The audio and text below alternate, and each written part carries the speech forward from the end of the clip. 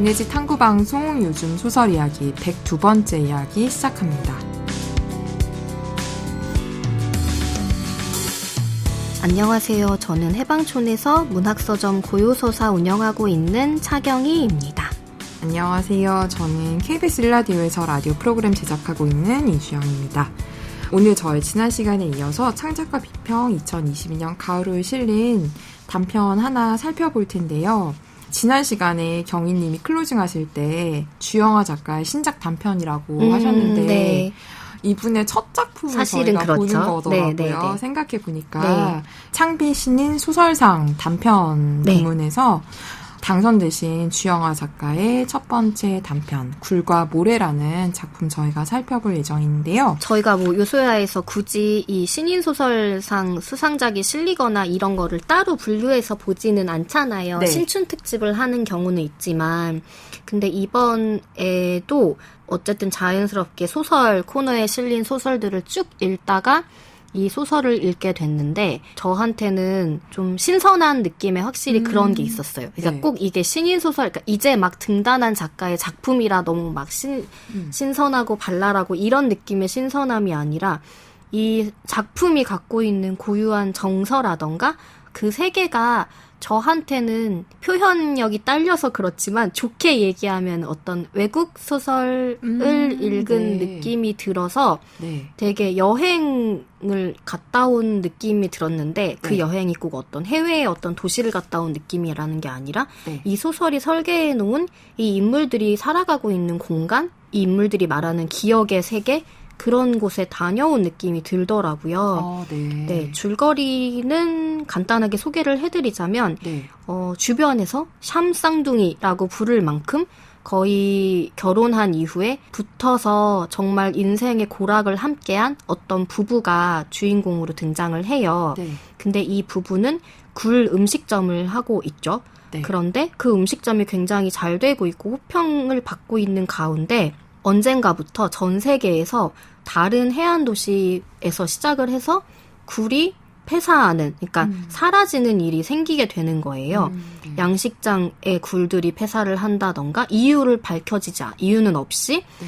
그런 상황에서 이제 이 부부도 자신들에게 다가올 수도 있는 이 비극적인 상황에 대해 대비는 해야겠지만 그 굴이 사라지는 이유는 밝혀지지 않았기 때문에 하루하루 마음을 졸이면서 굴을 조금 더 얼린다던가 네. 양식 그거에 대한 신경을 더 많이 쓰게 되면서 살아가던 어느 날 이제 이 부부가 운영하는 식당에 손님들이 어느 날 갑자기 굴에서 모래가 나왔다고 항의를 하기 시작하는 거예요. 네. 그리고 바로 그 굴 양식장에서 전화가 와서 우리도 이제 끝났다라는 통보를 하는 거죠.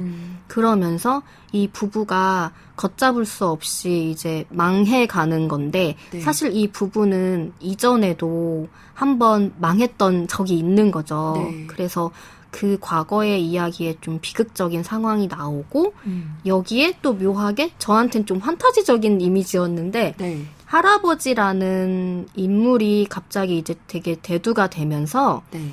그 할아버지와 두 부부가 갖고 있던 어떤 기억이 있고 이 굴과 모래, 그러니까 굴이 사라진 뒤에 또 모래라는 그러니까 어떤 의미를 담고 있는지는 알 수 없지만 네. 그 굴 사이에 끼어들게 되는 모래가 또 세상을 한 번 더 덮게 되는 상황이 오면서 소설이 끝이 나요. 네. 네. 어떻게 보면은 굴 음식점을 하는 사람들이 전 세계적으로 이유를 알 수 없는 굴 폐사 때문에 망하게 되고 네. 그 굴과 관련된 일을 하는 사람들이 모두 다 힘든 상황이 되고 네. 세계에 어떤 모래라는 위협에 네. 이제 상황이 들이닥치게 된다라는 이야기로 줄거리가 어떤 막 사건이 굵직하거나 그러니까 이 두 부부에게 어떤 실질적으로 다가오는 에피소드들이 세세하게 드러난다기보다는 어떻게 보면은 큰 우리가 어찌할 수 없는 상황, 네. 이 세계에 불어닥친 위기, 마치 지금의 재난 상황과 같은 네. 그런 느낌으로 이 소설이 전개가 되는데 이 부부의 과거의 이야기들도 좀 저한테 애틋하기도 했고 굳이 비교를 하는 건 아닌데 제가 가족의식으로 소설 중에 파묻힌 거인이라는 작품을 되게 좋아하거든요. 네. 그거는 아예 장르가 판타지인데 네. 단순하게 줄여서 얘기하면은 노부부의 망각과 사랑에 대한 테마로 이제 소설이 끝을 향해 가는데 네. 이 소설도 아내가 이제 치매는 아닌데 과거를 찾고 있잖아요. 네. 근데 뇌 사진에 모래알 만한 무언가가 들어가서 의사도 이게 무엇인지 왜 들어왔는지 모르겠는데 뇌의 기능이 저하된 부분이 아마 그렇게 보였다는 뜻이겠죠? 네.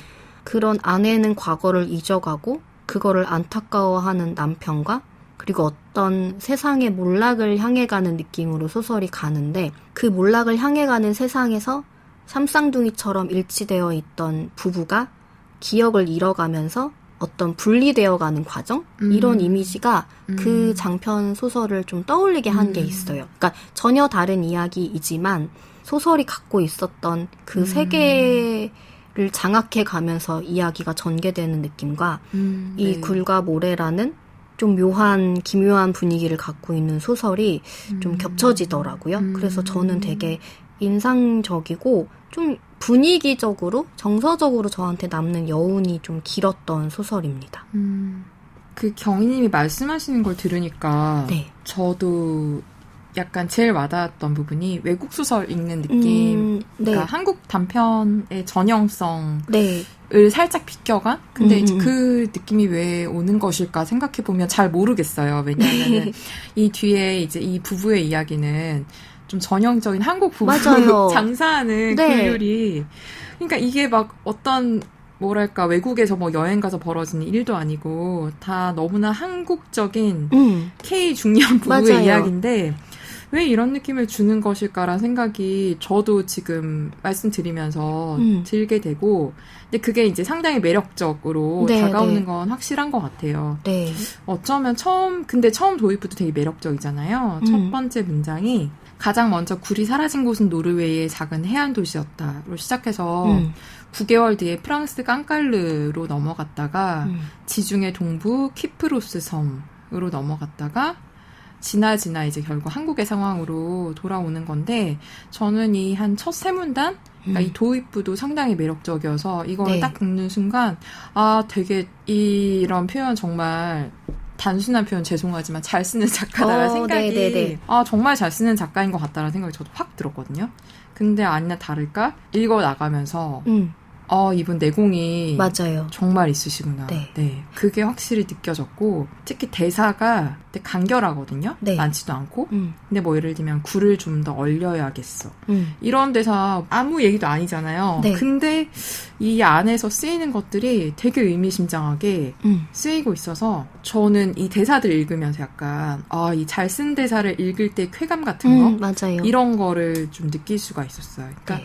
전체적으로 문장 하나하나도 아주 단단하고 뭐랄까 그 문학적인 저희가 이제 다음 시간에 할 문학과 사회에서도 문학적 네, 경험에 대한 이야기를 네. 주제로 이제 문예지가 잡지가 삼고 있지만, 저희가 어떤 소설 작품을 읽을 때 어떤 디테일에서 오는 그 쾌감이나 좀 재미 같은 게 있잖아요. 네. 그런 거를 아주 세밀하게 잘 세공한 작품이어서 읽으면서 되게 빼먹을 게 많은 네, 그러니까 문장 하나하나 좀 음미하고 싶은 네. 그런 작품들이어서 저도 되게 좋았고, 전체적인 느낌은 저는 좀 되게 차갑다고 느꼈거든요. 네. 근데 그 차가우면서도 네. 이게 그 중간에 이제 소설에 네. 스텐통들이 나오잖아요. 네. 그 이제 굴이 담긴 네네네. 스텐통이나 아니면 식재료가 담긴 어떤 그런 통이 나오는데, 약간 저도 이 소설이 약간 좀 냉장고에 들어온 약간 스테인리스 통 같은 약간 그런 느낌이 들었어요. 되게 좀 매정하고 차갑기만 할 것 같은데, 그 서늘한 그 스텐통의 표면이 주는 이상한 묘한 쾌감 같은 것들이 계속 이렇게 좀 긴장감 같은 것도 있고요. 그런 것들이 계속 끝까지 이어져 있어서 좀 긴장하면서 읽게 됐던 그런 것도 저한테는 좀 네. 읽는 재미를 좀 계속 줬던 작품이고, 아까 말씀하신 그 할아버지 캐릭터 네. 저도 진짜 독특하고 재밌었거든요. 그리고 이 할아버지 캐릭터가 되게 생생할 수밖에 없었던 것도 저는 문장의 힘인 것 같아요. 그러니까 예를 들면 그 할아버지가 죽기 직전에 지금 마지막 사진 한 장에 대한 이야기가 나오잖아요. 근데 이 사진에 대한 그 설명을 하는 이 문단을 잠깐 읽어드리면 그 사진은 할아버지가 죽기 직전 그가 마지막으로 찍은 것이었다. 할아버지는 살면서 사진이 한 장도 없었는데 할아버지에게 남은 시간이 없다는 걸 직감한 그는 어느 날 동네 문방구에서 일회용 코닥 카메라를 사서 집으로 돌아왔다. 사진 속 노인은 누렇게 찌든 보료 위에 누워 안간힘을 다해 이쪽을 응시하고 있었다. 마치 자신을 잊지 말라는 듯이. 사실 이게 별 묘사가 없고 그냥 이 문장 하나인데 저는 이거 읽으면서 그 노인이 약간 제 눈앞에 보이는 느낌인 거예요. 어떤 사진인지 그냥 이 한 문장으로 다 이해가 되는. 그래서 약간 이런 생생함을 어떻게 구현하는 것일까. 그런 게 저한테 계속 신기하다고 생각하면서 읽었고 또 하나 제가 사실 이 소설에서 아주 강렬한 이미지로 남은 하나의 문장이 그 이어지는 이야기인데요. 할아버지가 이 두 부부가 결혼하기 전에 네. 딱 한 번 그 젊은 시절에 그 아내를 만났잖아요. 네. 근데 이제 그녀는 결혼식 전에 딱 한 번 그의 할아버지를 만난 적이 있었다. 이제 그때도 이제 거둥이 불편해서 누운 채로 할아버지가 그녀를 맞이했는데 이런 문장이 나와요. 그녀는 새처럼 가볍게 할아버지 곁에 치마를 펼치고 앉았다. 마치 그곳이 익숙한 둥지라도 되는 것처럼. 근데 이것도 너무나 제 안에 약간 제 눈앞에 사진처럼 네. 그려지는 거예요. 그래서 약간 이런 식의 문장들이 계속 저를 좀 끌어당기면서 사실은 정말 굴이 사라지고 모래가 뒤덮이는 어떤 이것도 약간 판타지성을 갖고 네. 있는데도 불구하고 바로 옆에 현실처럼 그 현실감을 생생하게 좀 전달해주면서 독자를 네. 계속 이렇게 설득시키고 매료시키는 그런 작품이었던 것 같습니다. 네. 그리고 처음에 저는 약간 이게 기후위기에 대한 소설인가? 이게 그런 생각, 환경 뭐 이런 건가라고 생각했어요. 근데 네, 갈수록 이거 아니구나. 그리고 굴과 모래라는 저는 네. 그 대비도 저한테는 좀 되게 신선했고요. 네. 진짜 굴이 사실은 조개처럼 생겼는데 조개가 아니라고 하잖아요. 네. 굴에는 모래가 있을 수가 없어라고 하는데 굴이 사라지고 모래의 세계가 닥친다라는 그 굴이랑 모래라는 사물, 그 네, 개체가 네. 가진 느낌이나 그것이 상징하고 품고 있는 어떤 감각 같은 것도 아주 절묘하게 잘 대비가 돼 있는 것 같아서 네. 저도 되게 그런 재미들 그것을 좀 안고서 끝까지 읽어왔던 것 같습니다. 네. 저도 문장이 너무 좋다라고 생각을 했는데 네. 막 어떤 멋부린 미문이라는 생각보다는 네. 이 이야기 자체를 전체를 아름답게 하는데 문장이 하나하나 되게 적절하게 놓일 네. 곳에 놓여 있다라는 생각이 드는 거예요. 네.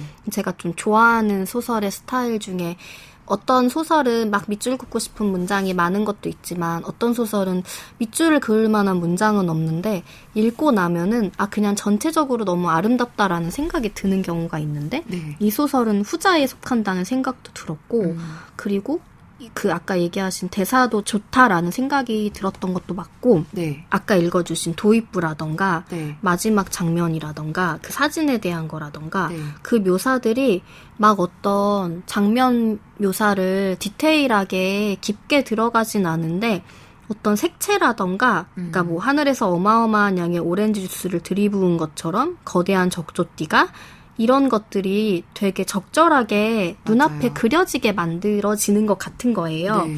그리고 막 뭐 우연이겠고 꼭 이미지를 연결시키는 건 아니지만 이 부부가 과거에 이제 안 좋았던 기억에 대해 뭐 오렌지 주스를 또 마시는 장면이 나온다던가 네. 그런 것들이 잘 기계적이란 뜻이 아니라 네. 우연의 효과일지언정 되게 잘 연결되는 이 소설의 어떤 톤을 정해주는 이미지들도 있다라는 생각이 들어요. 네. 근데 그게 굉장히 아까 말씀하신 뭐 스테인리스 통이라던가 청테이프라던가 네. 한국적인 소재 소품들이거든요. 네. 그럼에도 불구하고 어떤 소설을 이미지화할 수 있다면은 왜 뭐 소설을 읽고 그림을 그린다거나 소설을 읽고 영화를 한다거나 했을 때 톤이 있잖아요. 근데 사실 소설을 단막극화 했을 때 그 소설과 되게 다른 톤의 결과물이 나오는 경우가 있는데 네. 이 소설을 만약에 이미지화하면은 미학적으로 정해진 게 이미 이 소설이 갖추고 있지 않을까라는 생각이 들었어요. 이분들이래. 이 사람들이 일하는 식당, 이 부부가 운영하는 식당에 대한 막 어떤 디테일한 묘사가 많지는 않지만 네. 거기에 오가는 손님의 말투라던가 네. 이런 걸로 어떤 그려지는 이미지들이 있잖아요. 네. 물론 읽는 사람마다 다르게 상상할 수 있겠지만 이 부부가 사는 집, 마지막을 준비하면서 끓여 먹는 굴국 이런 것들이 네. 저는 되게 이 소설이 건조하고 차갑고 서늘한 느낌은 맞는데 네. 끝에 갈수록 되게 뜨거워진다라는 생각을 했던 것 같아요. 그러니까 이 이미지가 갖고 가는 톤은 일정한데 네. 네. 그 안에 막 모래 폭풍의 이미지를 상상하게 한다던가 뜨거운 국을 이제 먹는 장면이라던가 네. 그리고 그 부부가 안고 어떤 거를 맞이하는 번개탄을 네, 피우죠. 끌어안는 네. 장면들이 나온다던가 네. 어떤 그 안에 있는 뜨거움이 있는데 사실 이게 어떻게 보면 정말 그 부부가 힘겹게 살아가지만 그 힘겨움에 대한 대가를 이제 막 누리려고 할 때 또 재난이 닥쳐오는 거잖아요. 그리고 네. 할아버지가 그거를 안타까워하는 것처럼 어떤 예언을 또 남겨주고 아내도 그거를 감지를 하고 네. 아내가 먼저 망가져가는 상황이잖아요. 네. 그래서 되게 슬픈데 반복되는 대사도 내가 죽어도 당신은 살 거야 라는 식의 말들을 서로 부부가 주고받는다던가 네. 내가 없는 세상에서 당신은 살게 될 거야 라는 그 두려움이 어떻게 보면 뭐 어떤 의미로는 기억을 잃어서 아내가 사라진다는 걸 수도 있지만 그래서 굴과 모래가 실제로 굴과 모래라는 재난 뭐 진짜 말 그대로 자연재해라던가 기후위기라던가 뭐 그런 것과 연결되는 재난일 수도 있지만 사실 여기서도 굴이 뇌의 이미지랑 연결되잖아요. 네. 그리고 그 모래라는 상징 같은 것도 누군가의 머릿속에 닥쳐오는 모래 폭풍이 있다라면은 그 한 사람의 기억이 사라지고 그 후에 남는 사람이라던가 어떤 그런 정확히 제가 막 뾰족하게 이거를 간파했다고는 할 수 없지만 그런 이미지들이 막 다 뒤엉켜 있어서 네. 그냥 이 소설에 드러나 있는 굴과 모래로 잠식당하는 세상 진짜 그게 이 소설의 전부라고 해도 그것도 좋은 것 같고 그게 아니라 그 굴과 모래가 갖는 어떤 의미가 있다면은 그것도 되게 매력적인 어떤 걸 함의하고 있지 않을까? 라는 생각이 들었어요. 그래서 확실히 저도 되게 탄탄한 작가다라는 생각을 하면서 조금 매료되면서 읽었던 좀 기분 좋은 독서였던 것 같아요. 이 작품을 읽었을 때. 네. 다음에 어떤 식의 이야기를 더 갖고 계실지는 모르겠지만 이런 분위기의 소설을 쓰는 사람이 있다라는 게 되게 좀 반가운 기분이 들었습니다. 네, 자기 색깔이 되게 분명한 네. 신인 같다는 생각이 좀 들었고요. 네. 그 원래 좋은 작품들은 어떤 장면에서 이제 멈추게 되는 경우가 있는데 네. 그게 멈추는 게 뭐 공감의 멈춤도 있는 거고 그냥 단순히 그 장면이 아름다워서 그것을 좀 음미하는 멈춤도 있는 거고 네. 여러 가지 멈춤이 있을 텐데 그 머릿속이 좀 복잡해지게 만드는 저는 그런 멈춤도 너무 좋은 멈춤이라고 생각해요. 저한테 개인적으로. 근데 약간 저한테 제가 멈춰 섰던 장면 중에 하나라면 그 아까 얘기한 아내가 뇌사진 찍잖아요. 네. MRI 찍는 것 같은데 네. 여기서 아내의 주치의가 아내의 사진 이제 보면서 고작해야 모래알만 해요. 이게 원인은 아닐 겁니다. 그런데 말입니다. 의사는 미간을 찌푸렸다. 대체 어디서 이런 게 들어왔을까요? 라고 이제 이야기를 하잖아요.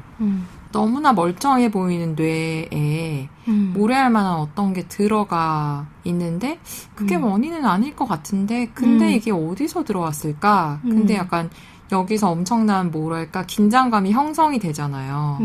그 장면에서 저를 좀 멈추게 한 게 제 머리 안에도 그 저라는 인간 안에도 혹은 뭐 제 삶 안에도 되게 고작해야 모래알 만한 건데 나를 결국에는 휘저어버리거나 좀 내 삶을 이상한 데로 데려다 놓거나 이런 것들이 가끔 찾아올 때가 있잖아요. 근데 도대체 이게 어디서 들어왔을까 이런 게 그런 생각을 할 때가 있는데 저한테 약간 이 아내 뇌사진을 보면서 그 남자와 의사가 하는 이야기가 저한테 좀 그런 순간들을 불러일으켰던 것 같아서 아까 말씀하신 대로 모래가 정확히 무엇을 의미하는지 그다음에 이 상황이 정확히 무엇에 대비되는지 그런 거를 정확히 인지하지 못하면서도 그것을 약간 독자가 스스로 좀 해석하고 자기만의 방식으로 좀 생각하고 향유할 수 있게 해주는 그런 부분들이 있어서 그런 독서의 좀 맛을 느낄 수 있는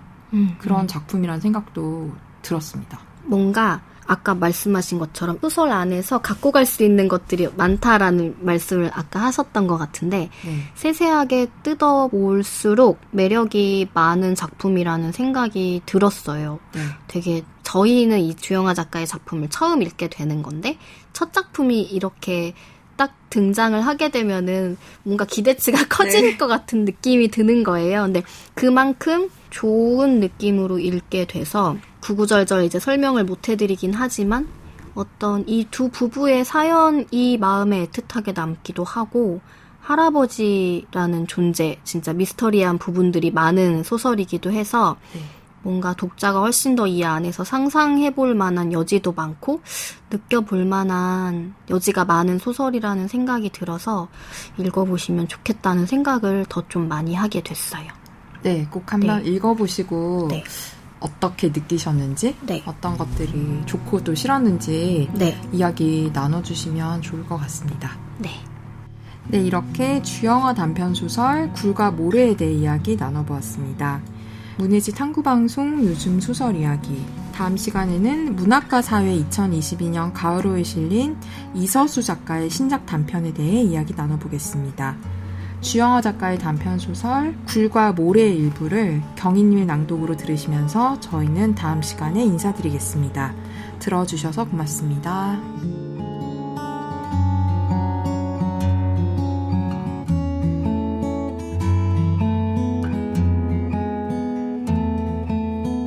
이제는 그도 깊은 잠과는 멀어졌다. 새벽이 되면 바깥의 무수한 소리들이 그의 귓바퀴를 타고 흘러들어왔다. 그 소리들은 끊임없이 속삭이고 울고 웃었다. 그는 그것이 죽은 굴들이 내는 소리라고 생각했고 가끔은 환각처럼 신선한 굴 향기를 맡았다. 잠이 오지 않는 밤이면 슬리퍼를 꿰어 신고 여전히 희미하게 썩은 내가 감도는 바다로 나갔다. 굴은 사라졌지만 바다에는 여전히 수많은 것들이 숨쉬며 살아있었다. 한 번은 그가 축축한 새벽에 모래사장에 앉아 있었다. 작은 바닷개 무리가 밀물처럼 그를 향해 기어오기 시작했다. 개들은 그의 발치 끝까지 다가왔다가 갑작스러운 장애물에 놀란 듯 잠시 멈추어 섰다. 그는 손을 뻗어 그 작은 갑각류들의 딱딱한 껍질을 더듬었고 알 수 없는 슬픔과 사랑을 느꼈다. 그는 이제 알 것 같았다. 어디에나 삶과 죽음이 나란히 어깨를 기대고 있었다.